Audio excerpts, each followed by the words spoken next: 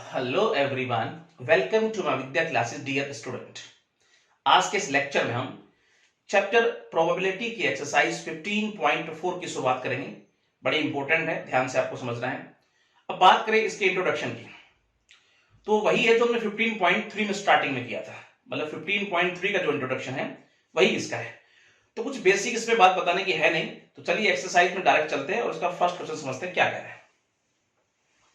ये कह रहा है कि एक व्यक्ति और उसकी वाइफ दो पोस्ट के लिए इंटरव्यू देते हैं और हस्बैंड के सिलेक्शन की जो प्रोबेबिलिटी है वो 1/7 है, वाइफ के सिलेक्शन की प्रोबेबिलिटी 1/5 है। हमें बताना क्या है, both of them will be selected, इसकी प्रोबेबिलिटी हमें बतानी है दोनों के सिलेक्शन की। Only one of them is selected, उनमें से कोई एक का सिलेक्शन हो इसकी प्रोबेबिलिटी बतानी है। None of them will be selected, उन दोनों का सिलेक्शन ना हो, दोनों में से किसी का सिलेक्शन ना हो, इसकी प्रोबेबिलिटी हमें बतानी है। तो आइए समझने की कोशिश करते हैं वन बाय वन। सबसे पहले एक इवेंट को हमने ए नाम दे दिया, husband will be selected, right. दूसरा इवेंट को बी नाम दिया, wife will be selected, right. Event A की प्रोबेबिलिटी अगर समझें, यानी कि हस्बैंड के सिलेक्शन की जो प्रोबेबिलिटी है वो 1/7 है यहां पर, और हस्बैंड के सिलेक्शन ना होने की प्रोबेबिलिटी मतलब ए नोट 1 में से 1/7 आप माइनस कीजिए, कितना आ जाएगा 6/7। तो ये बात आपकी समझ में आनी चाहिए, ठीक है। किसी भी इवेंट की जो मैक्सिमम प्रोबेबिलिटी होती है 1 होती है, तो ना होने की कैसे आएगी 1 - 1/7। वाइफ के सिलेक्शन की प्रोबेबिलिटी कितनी दे रखी है 1/5, और वाइफ का सिलेक्शन ना होने की प्रोबेबिलिटी हो जाएगी 1 - 1/5 यानी 4/5, ठीक है। अब देखते हैं पहला क्वेश्चन क्या किया है इसने, both of them will be selected. तो अब हम प्रोबेबिलिटी बताएंगे, probability of both of them will be selected, right। मतलब वो चाह रहा है कि प्रोबेबिलिटी ए मल्टीपल भी बताना है, तो probability of A multiple probability of B, मतलब दोनों का सिलेक्शन होता है, इसका मतलब ए एंड बी, राइट। तो यहां पर अगर देखें तो इवेंट ए 1/7 और इसकी प्रोबेबिलिटी 1/5, तो ये होगी 1/35 जो बनती है, दोनों के सिलेक्शन होने की प्रोबेबिलिटी बन गई है। ये बात आपकी समझ में आएगी, राइट। सेकंड पार्ट देखते हैं इसका। तो अब हमें प्रोबेबिलिटी बतानी है of only one of them, only one of them will be selected,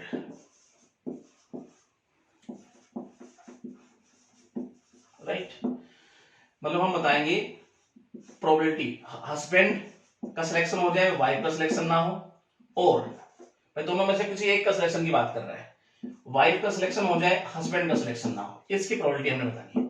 तो कैसे निकालेंगे, probability of A multiple probability of B not, और का मतलब plus probability of B probability of A not. तो ये बात आपके समझ में आनी चाहिए, राइट। यानी एक के सिलेक्शन का मतलब हो गया, जैसे हस्बैंड का सिलेक्शन हो जाए, वाइफ का ना हो, और वाइफ का सिलेक्शन हो जाए, हस्बैंड का सिलेक्शन ना हो, इसकी प्रोबेबिलिटी हमने इस प्रकार से निकालेंगे, ठीक है। तो यहां पर अगर देखेंगे तो ये हमारे पास 1/7, ये हमारे पास हो गया 4/5 प्लस, और ये हमारे पास 1/5, और ये हमारे पास 6/7। सॉल्व करेंगे तो 4/35 प्लस ये हो जाएगा 6/35, एलसीएम लेते हुए आएंगे तो ये हो जाएगा 10/35, 5 से काटेंगे तो 2/7 बन गया है इसकी प्रोबेबिलिटी, राइट। थर्ड पार्ट देखते हैं। यहां हमें प्रोबेबिलिटी बतानी है, probability of none of them will be selected,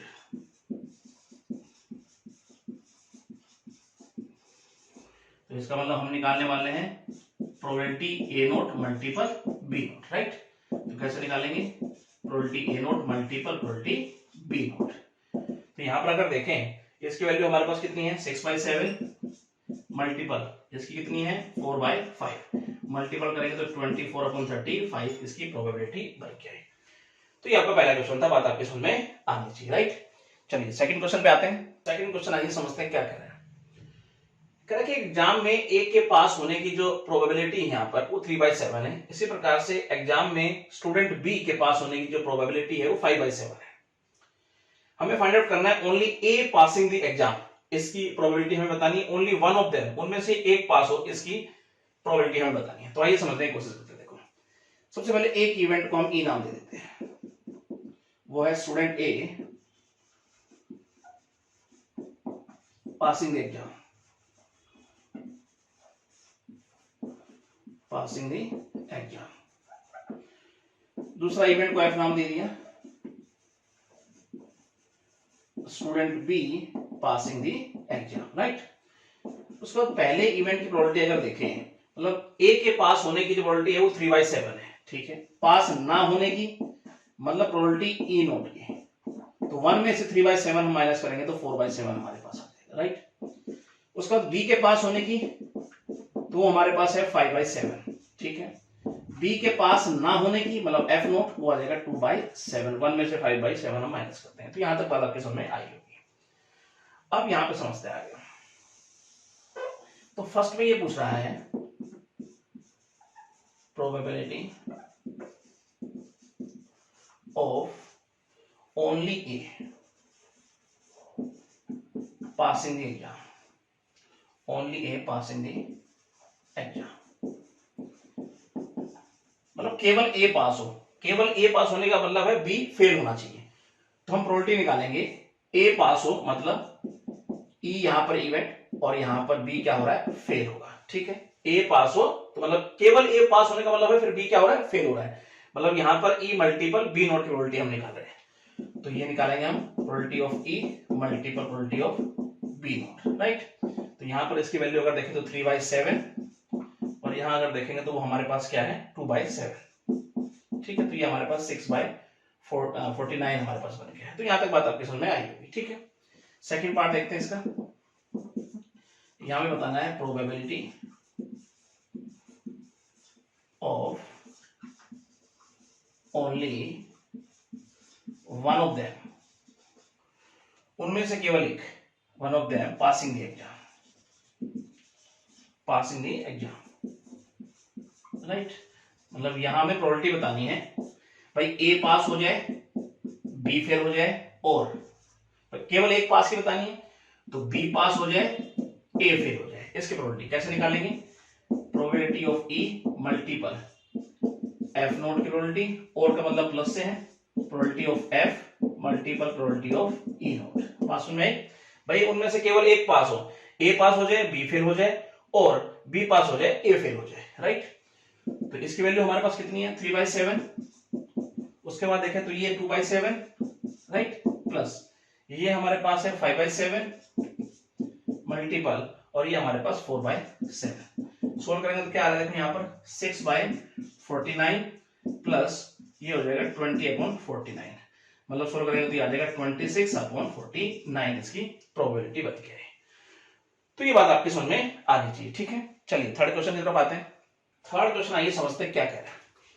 तो कह रहा है कि राहुल जो है वो 6 में से 5 बार जो है वो ट्रूथ बोलता है, और नेहा जो है वो 10 में से 9 बार ट्रूथ बोलती है। उसके बाद कह रहा है कि what is the probability that they contradict each other in starting the same fact, किसी फैक्ट पर उनकी कंट्राडिक्ट, इसकी प्रोबेबिलिटी हमें बतानी है एक दूसरे के साथ। आइए समझते हैं। तो सबसे पहले एक इवेंट को हम यहां पर नाम देते हैं A, Rahul speaks truth, right. दूसरा इवेंट को बी नाम दे दिया, वो है जी नेहा स्पीक्स ट्रूथ।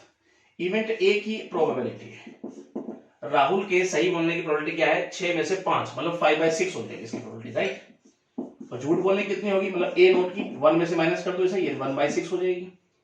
उसके बाद नेहा के सही बोलने की प्रोबेबिलिटी क्या है 10 में से 9, मतलब 9/10 हो गई। उसके बाद झूठ बोलने की कितनी होगी, मतलब बी नोट 1 में से 9/10 माइनस करेंगे तो ये हो जाएगा 1/10। तो यहां तक बात आपकी समझ में आनी चाहिए, ठीक है। अब किसी बात पर कंट्राडिक्ट हुई ईच अदर, उन दोनों के आपस में, तो उसकी प्रोबेबिलिटी हमें बतानी है, मतलब हमें बताने हैं probability of that they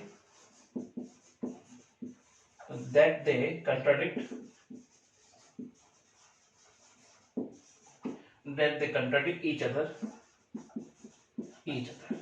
right. कैसे निकालेंगे? तो प्रोबेबिलिटी हम बताने वाले हैं कि भाई राहुल सही बोल रहा है, नेहा गलत बोल रही है, और ये भी तो हो सकता है कि नेहा सही बोले और राहुल गलत बोले। कंट्राडिक्ट में ये होगा, राहुल सही बोल रहा है, नेहा गलत बोल रही है, और नेहा सही बोल रही है और यहाँ पे राहुल गलत बोल रहा है, ठीक है।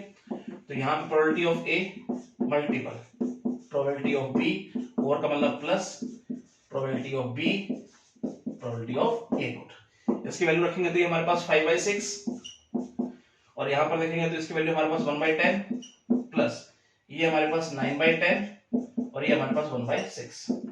ये 5/60 प्लस ये 9/60, एलसीएम लेंगे तो 4/60, काटेंगे 2 से तो 7/30। तो ये इसकी प्रोबेबिलिटी बन गई। तो ये बात आपके समझ में आना चाहिए। मतलब दोनों का किसी मैटर पे कंट्राडिक्ट हो रहा है तो उसकी प्रोबेबिलिटी हमें बतानी है। मतलब एक सही बोल रहा है, दूसरा गलत बोल रहा है। ये भी तो हो सकता है कि दूसरा सही बोल रहा हो, पहला गलत बोल रहा हो, राइट। तो ये आपके समझ में आया होगा, ठीक है। चलिए अगले क्वेश्चन पे आते हैं। फोर्थ क्वेश्चन आइए समझते हैं क्या कह रहा है। यहाँ पे कह रहा है कि P जो है वो 70% ट्रूथ बोलता है, Q जो है वो 80%।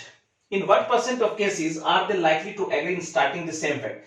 किसी सेम फैक्ट के ऊपर उनकी सहमति कितना परसेंट हो सकती है, इसकी प्रोबेबिलिटी हमें बतानी है। तो आइए समझने की कोशिश करते हैं। देखो, तो सबसे पहले एक इवेंट को हम ए नाम दे देते हैं, वो है P स्पीक्स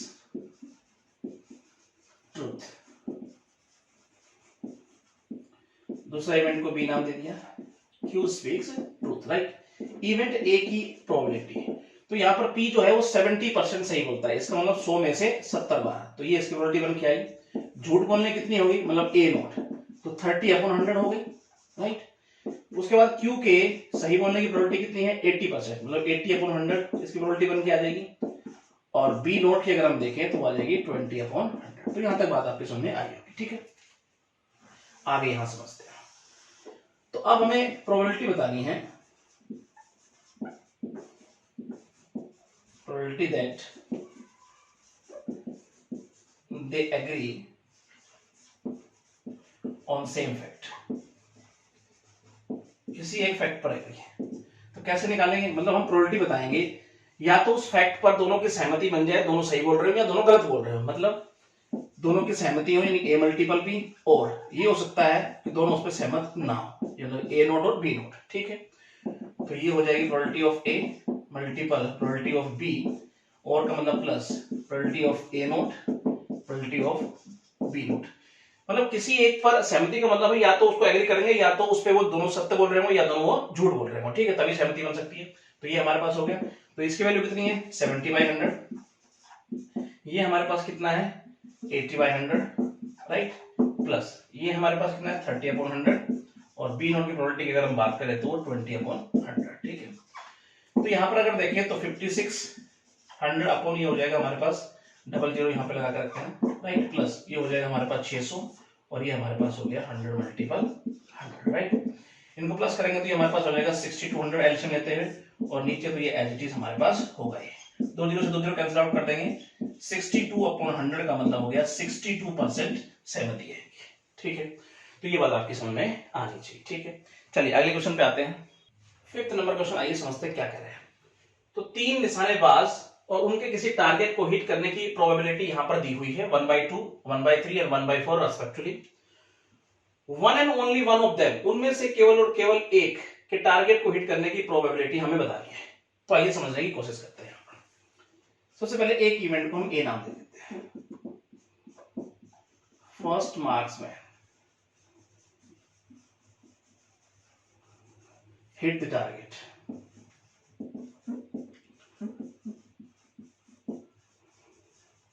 राइट। दूसरा event B, second marksman hit the target. तीसरा इवेंट को सी नाम दिया, third marksman hit the target.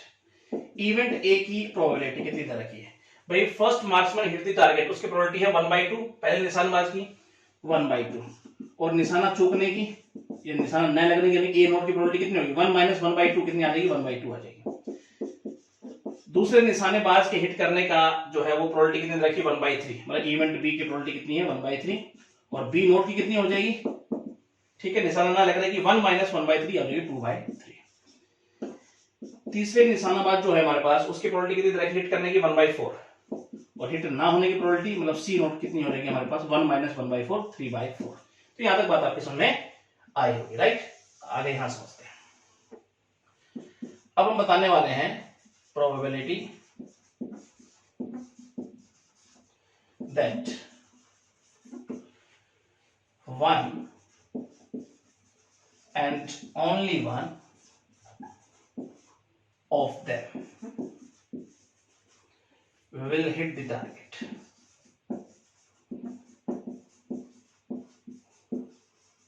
Right, तो कैसे निकालेंगे हम?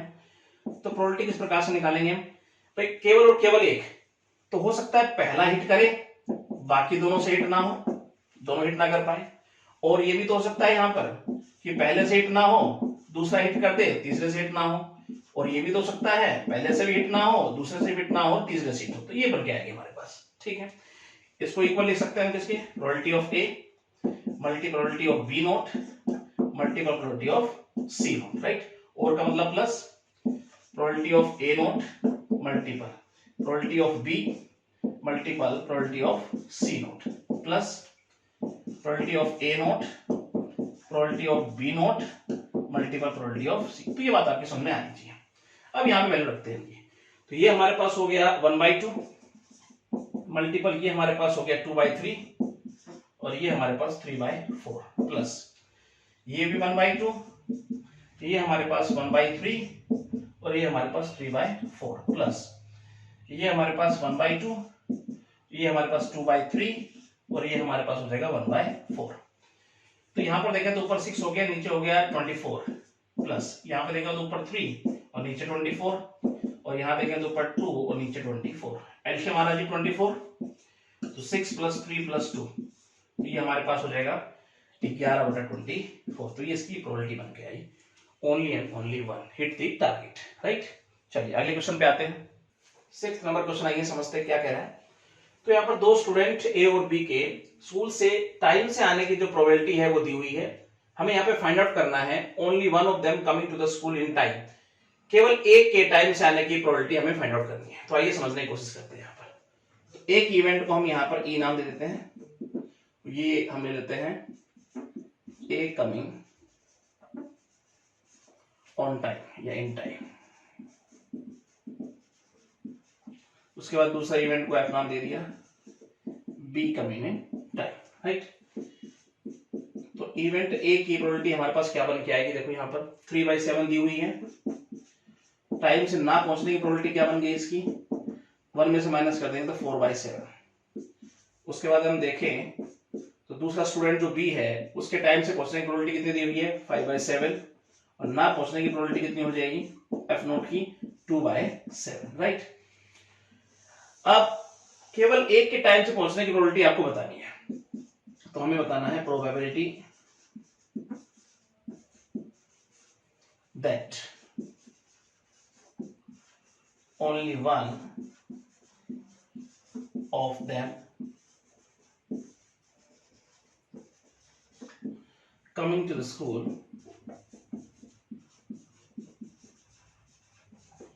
in time।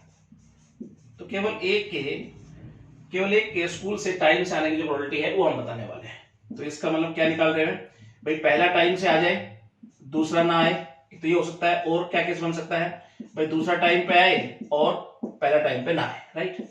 तो प्रोबेबिलिटी ऑफ ये हो जाएगी ई मल्टीपल एफ नोट की प्रोबेबिलिटी, और का मतलब plus probability of F multiple probability of E note, right. इनकी वैल्यू रखते हैं। देखो ये 3/7, ये हमारे पास 2/7 प्लस ये हमारे पास 5/7 मल्टीपल हो गया 4/7। तो ये 6/49 प्लस ये हो गया 20/49। जब हम एलसीएम लेके ऐड करेंगे तो ये हमारे पास 26/49 ये इसकी प्रोबेबिलिटी बन के आई। तो बिल्कुल सिंपल था, राइट। चलिए अगले क्वेश्चन पे आते हैं। 7th क्वेश्चन, आइए समझते हैं क्या कह रहा है। तो यहाँ पर कह रहा है कि एक सिक्के को 3 बार टॉस किया गया है, हेड और टेल के ऑल्टरनेट से आने की प्रोबेबिलिटी हमें बतानी है। तो आइए समझने की कोशिश करते हैं। सबसे पहले सिक्के को अगर एक बार टॉस करेंगे तो टोटल आउटकम कितने बनेंगे, हमारे पास 2 बनते हैं, हेड और टेल। तो यहां समझते हैं, देखो when a coin tossed once। Total outcome की अगर हम बात करें तो वो हमारे पास बनते हैं जी 2। ठीक है, तो यहां पर हम हेड की प्रोबेबिलिटी अगर देखें तो 1/2 हो जाएगी। ठीक है, इसी प्रकार से टेल की प्रोबेबिलिटी देखेंगे तो भी 1/2 हो जाएगी। तो यहां तक समझने में कोई दिक्कत आपको नहीं आनी चाहिए। अब सिक्के को 3 बार टॉस किया गया है। When a coin tossed thrice, right. तो हम प्रोबेबिलिटी बता रहे हैं, the probability of getting head and tail alternative,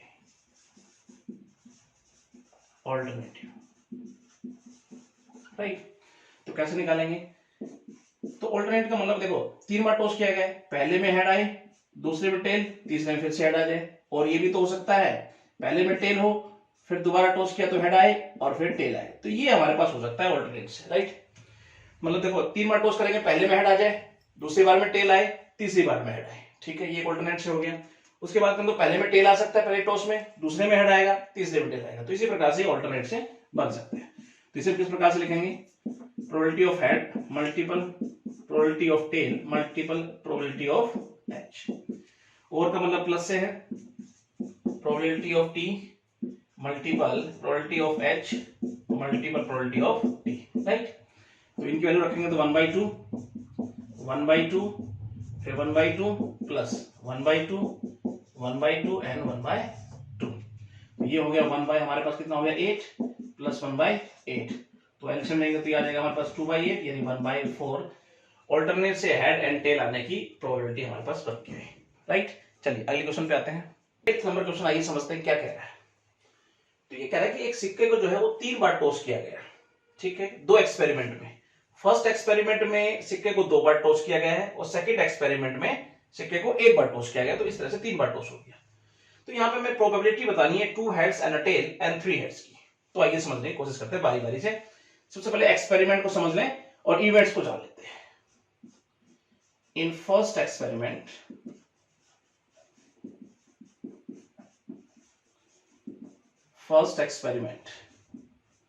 a coin tossed twice।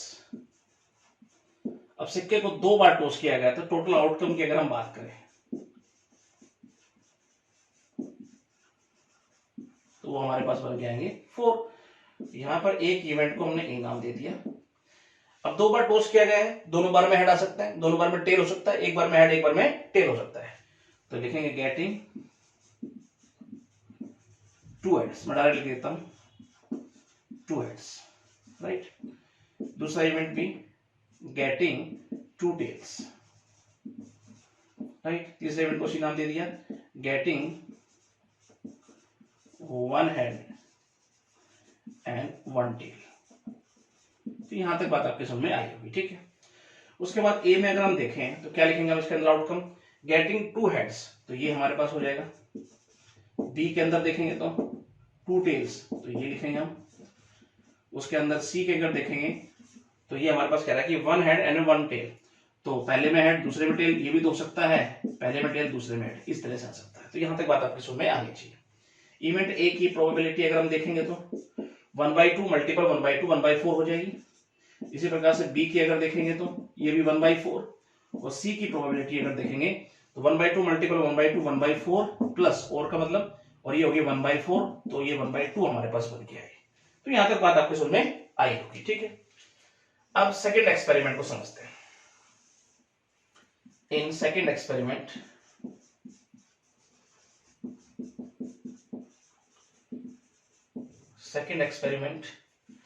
a coin toss once, एक बार टॉस किया, ठीक है। तो टोटल आउटकम समझे तो हमारे पास क्या बन जाएंगे 2 बन जाएंगे, ठीक है। अब यहां पर एक इवेंट को हमने नाम दे दिया जी यहां पर डी, ठीक है। और वो है getting head in second experiment. भाई एक बार टॉस किया गया, हो सकता है कि हमें क्या मिले, वहां पर हेड मिले। उसके बाद दूसरा इवेंट जिसको नाम दे दिया हमने E, getting tail in second experiment, हो सकता है हमें टेल मिले, राइट। उसके बाद डी में अगर देखें तो हमारे पास मिलेगा ये आउटकम, और ई में देखेंगे तो हमारे पास मिलेगा ये आउटकम। अब इसकी प्रोबेबिलिटी अगर देखेंगे तो 1/2, राइट, और इसकी अगर देखेंगे तो ये हमारे पास 1/2, टोटल कितने हैं 2। तो ये बात आपके समझ में आएगी, ठीक है। अब इसका फर्स्ट पार्ट हम समझते हैं, क्या कह रहे हैं। ये कह रहा है कि 2 हेड्स एंड अ टेल, इसकी प्रोबेबिलिटी बता रहे हैं। तो हम प्रोबेबिलिटी बता रहे हैं, हम probability of 2 heads and 1 tail। तो 2 हेड और 1 टेल किस तरह से मिलेंगे हमें, ये देखो। पहले हो सकता है पहली जो एक्सपेरिमेंट है उससे हमें 2 हेड मिल जाए, तो 1 टेल भी चाहिए। इसमें 1 टेल तो कहीं है नहीं, क्योंकि 1 हेड एंड 1 टेल है ना। चलिए इसको भी देखेंगे। फिर 1 टेल हमें यहां से मिल जाए, 2 हेड और 1 टेल हो गया। और ये भी तो हो सकता है 1 हेड 1 टेल यहां से हमें मिल जाए, फिर 1 हेड 1 टेल तो आ गया। अब हमें 1 हेड और चाहिए, क्योंकि 2 हेड्स की बात हो रही है। फिर 1 हेड हमें यहां से मिलता है सेकंड एक्सपेरिमेंट। तो इस तरह से हमें मिलेगा 2 हेड्स एंड 1 टेल। तो अब इसकी प्रोबेबिलिटी हमें निकालें, कैसे निकालेंगे हम। Probability of A, probability of E, और का मतलब प्लस सी की प्रोबेबिलिटी, और यहां पे देखेंगे तो डी की प्रोबेबिलिटी। तो ये हमारे पास कितना है जी, 1/4। इसी प्रकार से यहां देखेंगे तो 1/2 प्लस, फिर यहां देखेंगे तो ये 1/2 मल्टीपल, और यहां पे देखेंगे तो 1/2। तो ये हो जाएगा 1/8 प्लस 1/4। तो ये 3 हमारे पास 8 बन के आएगा, इसकी प्रोबेबिलिटी बन के आएगी। तो ये बात आपके समझ में आनी चाहिए, ठीक है। सेकंड पार्ट को अगर हम यहीं समझ लें, सेकंड पार्ट को यहीं समझने की कोशिश करते हैं हम, तो ये हमारे पास कुछ यहां पे हम जान लेते हैं ना, ठीक है। तो मैं यहां पे लिख देता हूं। तो अब यहां पे प्रोबेबिलिटी बता रहे हैं हम 3 हेड्स की। तो प्रोबेबिलिटी ऑफ 3 हेड्स,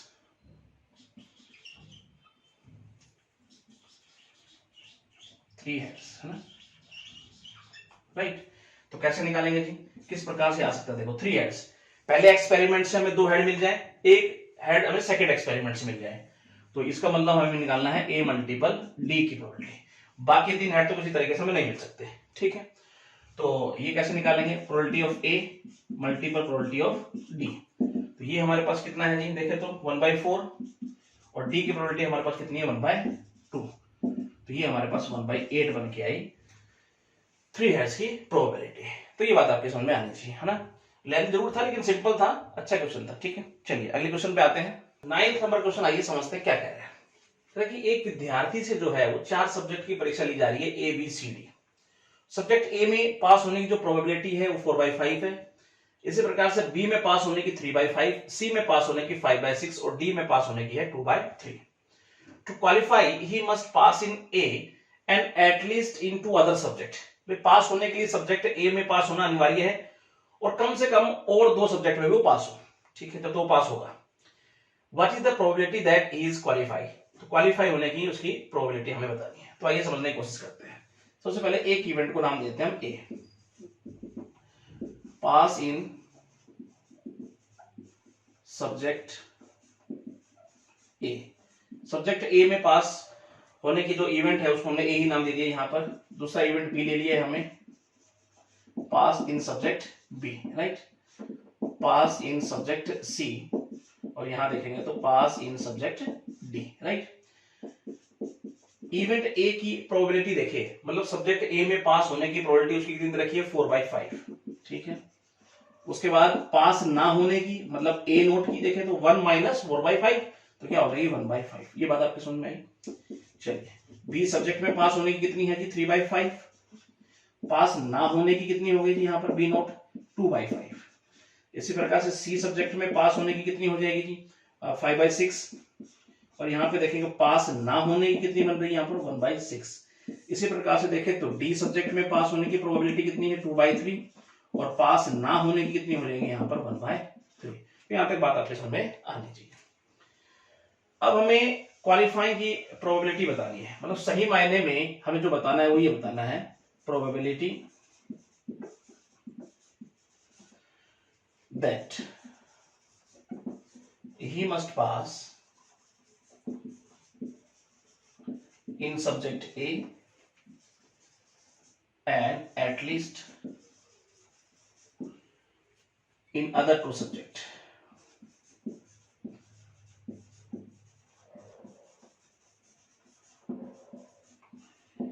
सही मायने में क्वालिफाई तभी होगा वो कि तो सब्जेक्ट ए में तो पास हुई हो और बाकी कम से कम 2 सब्जेक्ट में और पास हो, ठीक है, तभी वो क्वालिफाई होगा। सही मायने में हमें इसकी प्रोबेबिलिटी यहां बतानी है, ठीक है। तो कैसे निकालेंगे, देखो अब वो ए में पास हो, ठीक है भाई, वो ए में पास हुआ तो 2 और सब्जेक्ट में भी पास होना चाहिए। तो मैंने कहा कि बी और सी में पास हो गया और वो डी में फेल हो गया, राइट, इस तरह से। और ये भी तो हो सकता है भाई, ए में तो पास होना अनिवार्य है, उसके बाद वो बी में पास हो गया, सी में फेल हो गया और डी में पास हो गया, तो ए के अलावा और भी 2 सब्जेक्ट हो गए कम से कम यहाँ पर। उसके बाद ये भी तो हो सकता है कि ए में तो पास होना अनिवार्य है, फिर वो बी में फेल हो गया, सी और डी में पास हो गया। और ये भी तो हो सकता है ए में पास होना अनिवार्य था, बाकी सभी में भी वो पास हो गया। तो सही मायने में ये बन के आएगी हमारे पास, इसकी प्रोबेबिलिटी हमें बतानी है। तो इसके बराबर मैं डायरेक्ट लिख देता हूं, आप लिखेंगे probability of A multiple probability of B, इस प्रकार से लिखते हुए चलेंगे। तो मैं यहाँ पे डायरेक्ट लिखता हूं उनकी वैल्यू। तो प्रोबेबिलिटी ऑफ ए अगर देखेंगे तो 4/5 मल्टीपल, बी की प्रोबेबिलिटी देखेंगे तो 3/5, इसी प्रकार से सी की 5/6 और डी नोट की होगी 1/3, है ना, और का मतलब प्लस। इसी प्रकार से यहाँ 4/5, ये 3/5 और सी नोट की हमारे पास है 1/6 और डी की हमारे पास हो गई 2/3 प्लस, फिर ए की कितनी होगी 4/5, फिर बी नोट की अगर देखें तो 2/5, फिर सी की हमारे पास है 5/6 और डी की हमारे पास 2/3 प्लस, सभी के पास होने की यहां पर देखें तो 4/5 और बी की हमारे पास 3/5, उसके बाद सी की है 5/6 और डी की यहां पर है 2/3, राइट। तो ये बात आपके समझ में आनी चाहिए। अब इसको सोल्व करते देखो, एलसीएम देखें तो ये हमारे पास कितना हो जाएगा 30 5 3 60 हो गया ये हमारे पास, ठीक है। ऊपर हमारे पास कितना हो गया 20 3 60 प्लस, यहाँ भी एलसीएम तो सेम है सबका, ये 24 हो जाएगा ऊपर प्लस, यहाँ भी एलसीएम हमारे पास 360 आ रहा है। यहाँ पे देखें देखो तो 5 दूनी 10 दूनी 20 और 20 चौक हो गया यहाँ पर 80 प्लस, यहाँ भी एलसीएम 360।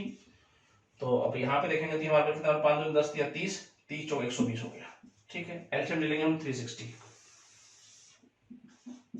तो ये हमारे पास 60 प्लस 24 प्लस 80 प्लस 120, तो ये हो गया 120 और ये हो गया हमारे पास 60 180 240 244 244 अपॉन 360, काटेंगे तो ये हो जाएगा 4 से 61 और नीचे देखेंगे तो 90। ये इसकी पास होने की प्रोबेबिलिटी बन गई है क्वालिफाइड की। तो बात आपके समझ में आई होगी, राइट। चलिए अगले क्वेश्चन पे आते हैं। 10th नंबर क्वेश्चन, आइए समझते हैं क्या कह रहा है। ध्यान से अगर देखें तो ये कह रहा है कि एक बैग में 4 सफेद और 2 काली गेंदें हैं, दूसरे बैग में 3 सफेद और 5 ब्लैक बॉल है, ठीक है। प्रत्येक बैग से एक गेंद निकाली जाती है और यहां हमें प्रोबेबिलिटी बतानी है, दोनों गेंदें सफेद हो, दोनों गेंदें काली हो, एक सफेद और एक काली हो। तो आइए समझने की कोशिश करते हैं 1 बाय 1। सबसे पहले इवेंट को डेट करते हुए आगे बढ़ेंगे। फर्स्ट इवेंट को हमने ए नाम दे दिया, getting white ball from first bag, right. दूसरा इवेंट को बी नाम दे दिया, getting black ball from first bag. तीसरा इवेंट सी नाम दिया, getting white ball from second bag. उसके बाद फोर्थ इवेंट को हमने डी नाम दिया, getting black ball from second bag, right. यहां तक बात आपके समझ में आनी चाहिए। इवेंट ए की प्रोबेबिलिटी अगर हम देखें तो देखो पहले बैग से व्हाइट गेंद की बात हो रही है, तो व्हाइट गेंद है कितनी 4, ठीक है, और टोटल गेंद कितनी है पहले बैग में 6, तो 4/6 जो है इवेंट ए की प्रोबेबिलिटी बन के आई। इवेंट बी के अगर देखें तो फर्स्ट बैग से ब्लैक बॉल, तो ब्लैक है टोटल 2 और टोटल गेंदें कितनी हो गई 6 हो गई हमारे पास। इसी प्रकार से इवेंट सी की प्रोबेबिलिटी अगर देखें तो दूसरे बैग से व्हाइट बॉल, तो व्हाइट है दूसरे बैग में 3 और टोटल कितनी है 8। इसी प्रकार से इवेंट डी की प्रोबेबिलिटी क्या बन के आएगी, दूसरे बैग से ब्लैक बॉल, ब्लैक है कितनी 5 और टोटल गेंदें कितनी है दूसरे बैग में 8। तो यहां तक बातें आपके समझ में आनी चाहिए, ठीक है। चलिए फर्स्ट पार्ट यही समझ लेते हैं। तो यहां पे अगर दोनों गेंदे व्हाइट हो तो प्रोबेबिलिटी बता रहे हैं हम, probability of both balls are white, right. मतलब यहां हम बता रहे हैं प्रोबेबिलिटी किसकी, देखो पहली गेंद निकाली व्हाइट यानी ए, दूसरी गेंद दूसरे बैग से निकाल रहे हैं वो भी व्हाइट सी, तो मतलब प्रोबेबिलिटी हम बताएंगे ए मल्टीपल सी की, दोनों गेंदें व्हाइट होने की। कुछ इस प्रकार से निकालेंगे, probability of A multiple probability of C.